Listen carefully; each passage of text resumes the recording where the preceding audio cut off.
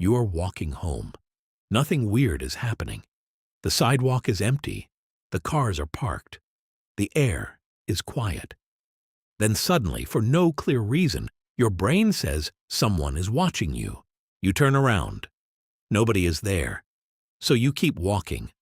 But now your neck feels strange. Your shoulders tighten. You start listening harder. Every shadow looks suspicious. Every window looks like it has eyes.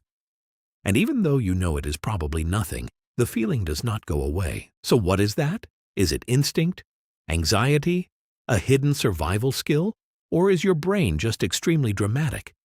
Why do you sometimes feel like someone is watching you, even when you cannot see anyone? The first thing to understand is this: the feeling itself is real. Your body really can react as if you are being watched. Your heart may speed up. Your skin may tighten. Your attention may lock onto the room around you. But that does not mean your brain has discovered an invisible person. It means your brain has detected uncertainty. And your brain hates uncertainty. Your brain is not built to be perfectly accurate. It is built to keep you alive. So when it has incomplete information, it often chooses the safer mistake. If you think someone is watching you and no one is there, you feel silly for 5 seconds. If someone really is watching you and you ignore it, that could be a problem. So your brain would rather make 100 false alarms than miss one real threat. That is the basic secret behind the creepy feeling. Your brain is a smoke alarm, not a truth machine. To understand why this feeling is so powerful, we have to talk about eyes. Humans are extremely sensitive to gaze. We notice when someone looks at us. We notice when they look away. We notice when a conversation changes because someone stops making eye contact. Where someone looks can reveal what they want, what they feel, and what they might do next. Eyes are like arrows. If someone suddenly looks behind you, you want to know why. If a whole group turns their eyes toward you at once, your brain instantly says, "We are now in a social emergency." This is why staring feels so intense. A stare can mean interest, attraction, judgment, or threat. The same two eyeballs can say, "I like you," or "You have spinach in your teeth," or "Why are you walking toward my cave?" Your brain does not want to wait for clarification. It wants to know immediately. There is something strange about human eyes. Humans have a lot of visible white around the iris, making it easier to tell where someone is looking. In other words, our eyes are not just for seeing, they are for being seen. That may have helped humans cooperate. If you and I are hunting, building, warning each other, or solving a problem, gaze is useful. I can look at danger, and you can follow my eyes. I can look at food, and you can understand without me saying anything. But this useful system has a downside. Once your brain becomes good at detecting gaze, it can also become good at imagining gaze. This is where the feeling begins. Your brain scans the world for signs of attention directed at you. And when the signal is blurry, your brain may fill in the missing pieces. You might imagine eye contact as a perfect laser beam. Either someone is looking at you or they are not. But perception is messier than that. Scientists describe something called the cone of direct gaze. This means there is a range of eye positions where it can feel like someone is looking at you. This cone gets wider when the situation is unclear. Maybe the person is far away. Maybe the room is dark. Maybe you only see them from the corner of your eye. Maybe they have sunglasses on. When the evidence is weak, your brain makes a guess. And the guess often leans toward, "They are looking at me." This is not because you are self-obsessed. It is because being watched matters. If another person's attention is on you, something social may be about to happen. They may talk to you, judge you, help you, threaten you, laugh at you, or ask about your car's extended warranty. Your brain treats attention as important information, so in ambiguous moments, it would rather assume the spotlight is on you. Here is where it gets even weirder. You don't even need to actually be watched for your behavior to change. You only need to believe you are being watched. Psychologists call this the audience effect. When someone might be watching, your reputation feels active. You sit up straighter. You stop picking your nose. You try to look normal, which immediately makes you look less normal.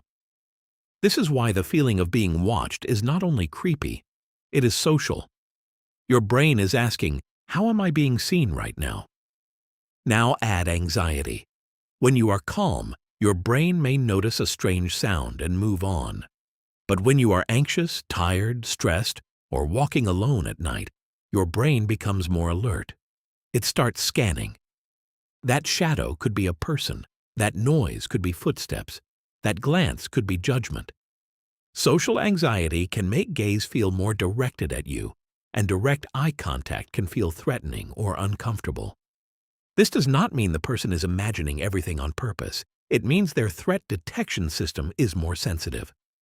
Like a microphone turned up too high, it starts picking up signals that might not matter. Once your brain decides, I might be watched, it begins collecting evidence. A chair creaks. Evidence. A person coughs. Evidence. A cat looks at you like it knows your search history. Definitely evidence. There is one more reason this feeling seems so mysterious.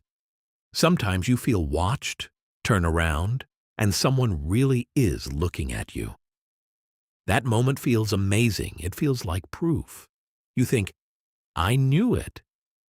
But your memory is not keeping a perfect scoreboard.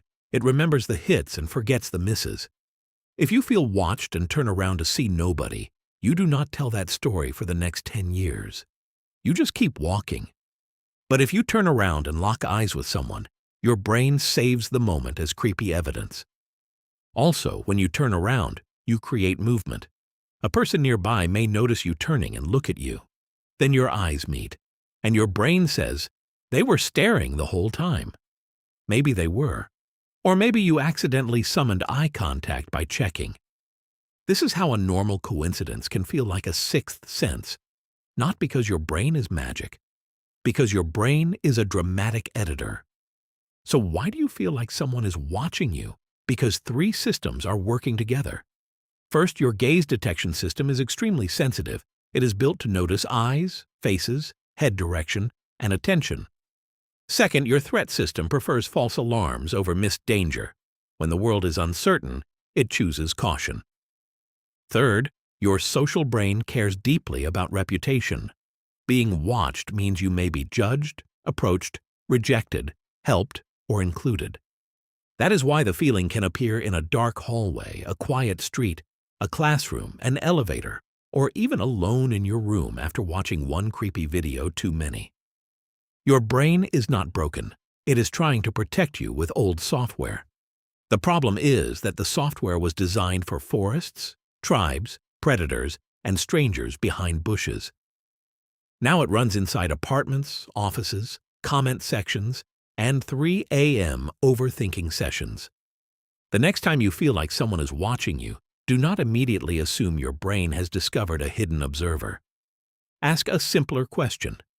Is there real evidence, or is my brain filling in the dark? Sometimes, yes, someone is looking. Humans look at each other. That is normal. But many times the feeling is your brain reacting to uncertainty, stress, or the possibility of social attention. It is your inner alarm system whispering, check the room. And sometimes that alarm is useful. But sometimes it is just a caveman in your head pointing at a coat rack. So no, you probably don't have a supernatural sixth sense. You have something stranger. A brain that is so obsessed with eyes, danger, and what other people think that it can make an empty room feel crowded. And honestly, that might be creepy enough.